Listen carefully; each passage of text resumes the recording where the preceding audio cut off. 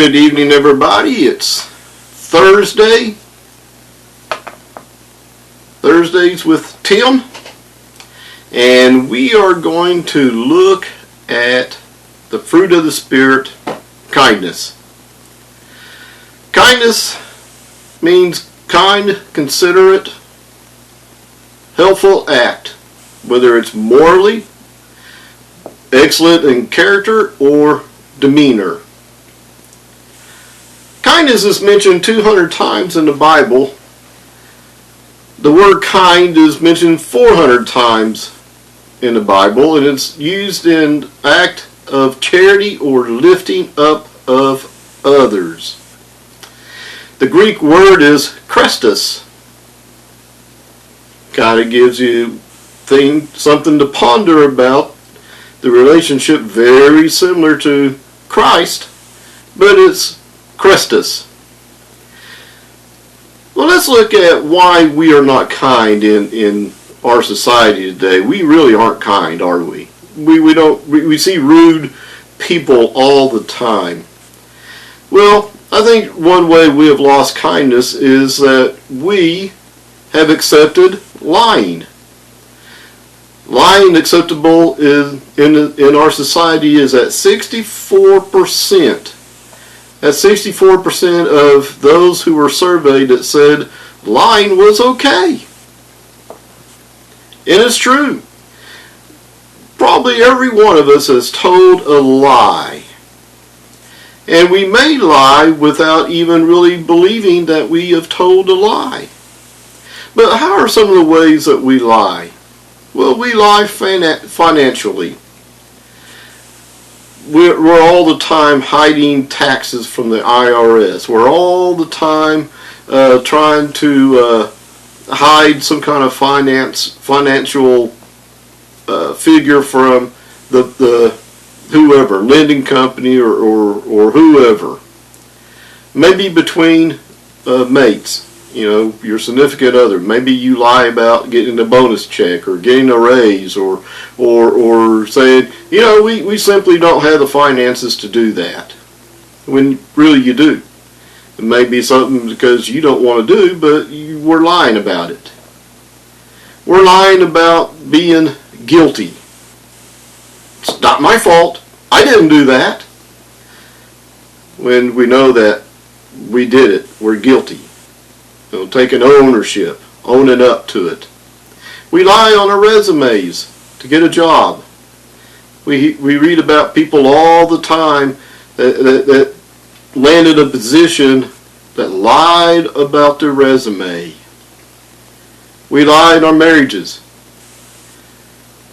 Till death do us part. We say vows, where we used to say vows. A traditional marriage vow had in there and in sickness and in health, for better or for worse, for richer or for poorer, till death do us part. And yet, the divorce rate is still high in these United States. Or we lie about being faithful to our mates. Whatever it is, we lie in our marriages to some degree a lot of times. And that's why we have a lot of people a lot of marriages that's in trouble. We lie to our doctors. Oh, we're going to eat right. We're going to maintain a healthy regimen. We're going to exercise. We're going to do this. We're going to do that. And we don't. I was at a dentist office, had a dentist appointment. My teeth was being cleaned, and the dentist said, "You need to floss more." I was like, "Okay, I will." He says, "Don't lie to me. Flossing is terrible," he said. He said, "It hurts. Not going to lie, it hurts. And too many times people don't keep flossing." Well, he's right.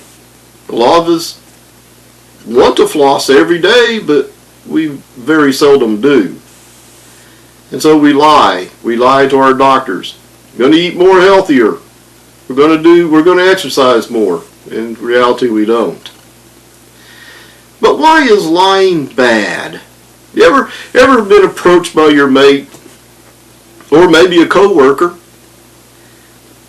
leaning towards the females, and they say, "How do I look?" Do you honestly give your opinion to them? If you do, are you really being honest about your opinion? If you respond to them and say, "Yeah, man, those clothes look really good on you," are you telling the truth? Or are you lying to save someone's feelings? Maybe the person that walks up to you, a coworker, and asks, "How do I look?" Maybe they're not very good, again, a woman.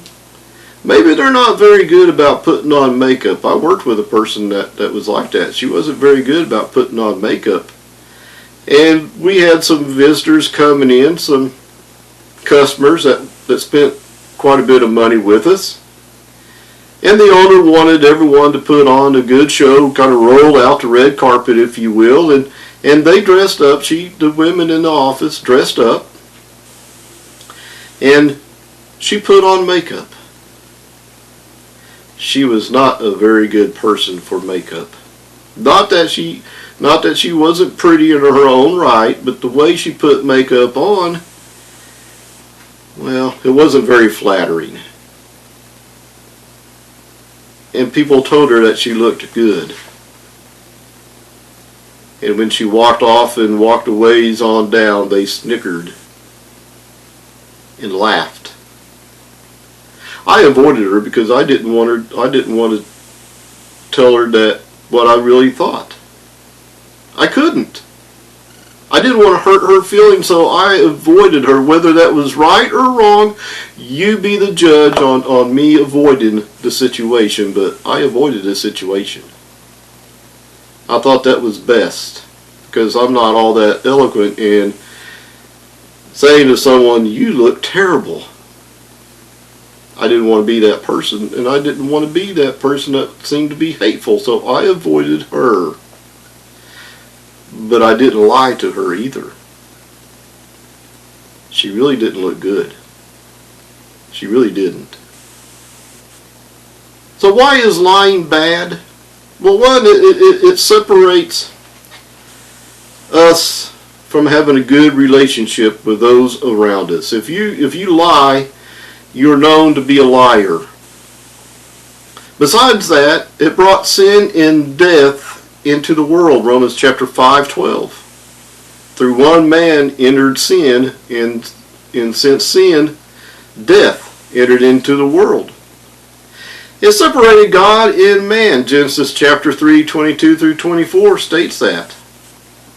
A lie separated God, the Creator, from man, his creation. Were you not told that you could not eat of any of the fruit of the Garden of Eden? Oh, we can eat of every fruit except for one, the tree of good and evil. For the day that we eat of it or touch it, we will die. You shall surely not die. But in the day that you eat of it, you will be like God, knowing good and evil. And Eve saw that it was good, pleasant to the eyes, and tasted good. And she gave it to man, and he took a bite of it too. And since then, man has been separated from his God, not having that relationship that both man and God, well, the relationship that man needed and God wanted.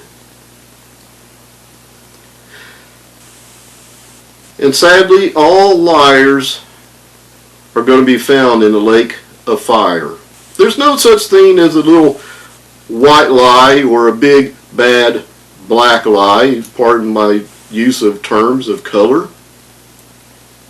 But it's true. A lie is a lie, and a lie destroys trust, and it destroys relationships. So what must we do to be kind? Well, one, if you would, open up your Bibles to Ephesians chapter 4, and it's kind of a put away chapter. We're to put away indecisiveness in the church, meaning spiritual doctrine. We are to put away falsehood, lying. We are to put away anger. Be angry and sin not. Don't let let the sun go down on your anger. And later on, Paul will say, put away all anger. We are to put away stealing. We are not to steal with our hands anymore, but do good works with our hands. We are to put away corrupt speech. Corrupt speech, cussing, cursing.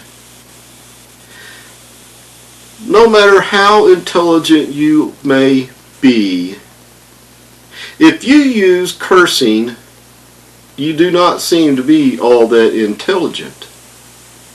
It's just the way things are. And you can tell a person that is really intelligent by the words they use, and that is true. I am not all that intelligent. I'm not all that educated, and I equate intelligence with education. And that's the way it is with cursing. If a person uses a lot of curse words, it doesn't mean that they're not intelligent. It means that they're not educated. An educated person, you can tell their speech by the way they speak, by the way the words they use. Paul says, put away all corrupt speech. Corrupt speech does not lift up anybody. It is not kind. Put away all bitterness. Don't be bitter. Put away wrath, anger. Put away clamor, being noisy, not making sense. Put away slander. Don't look to demean anybody. Slander is not kind at all. It's kind of in the same category as gossip. Going back to the story of the woman who was not very flattering with her makeup, word got around, and people wanted to walk by and see how she looked, and they would snicker as they left the area. They would gossip.